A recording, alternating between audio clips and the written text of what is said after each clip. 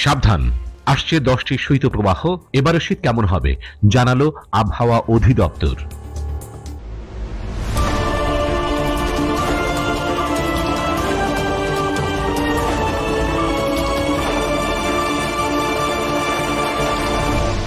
Channel CB।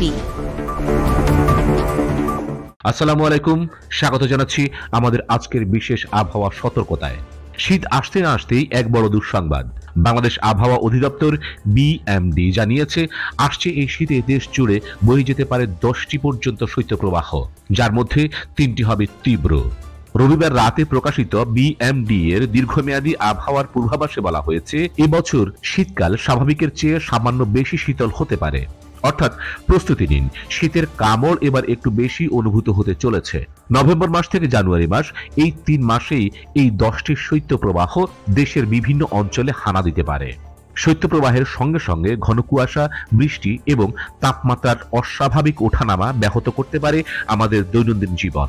আবহাওয়া অধিদপ্তর বলছে, এই পরিস্থিতি বিশেষ করে দেশের উত্তর ও মধ্যাঞ্চলে জনজীবনকে প্রভাবিত করবে। দিনের এবং রাতের তাপমাত্রা একই সময়ে ক্রমান্বয়ে কমতে থাকবে, ফলে শীতের অনুভূতি আরো বাড়বে।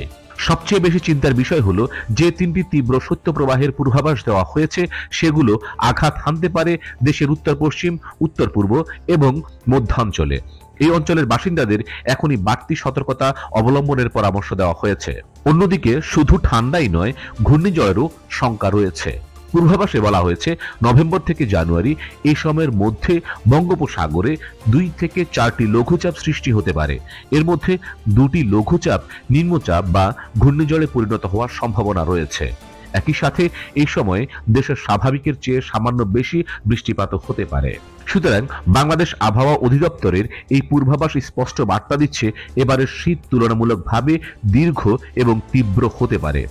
আমাদের সকলের উচিত শীতজনিত রোগ ও অন্যান্য দুর্ভোগ এড়াতে এখন থেকে প্রয়োজনীয় প্রস্তুতি নেওয়া। প্রিয় দর্শক, আবহাওয়ার পরবর্তী যে কোনো আপডেটের জন্য আমাদের সঙ্গে থাকুন। আজকের মতো এ পর্যন্তই। Nazim Hamid, channel CB. Subscribe now for daily news and updates.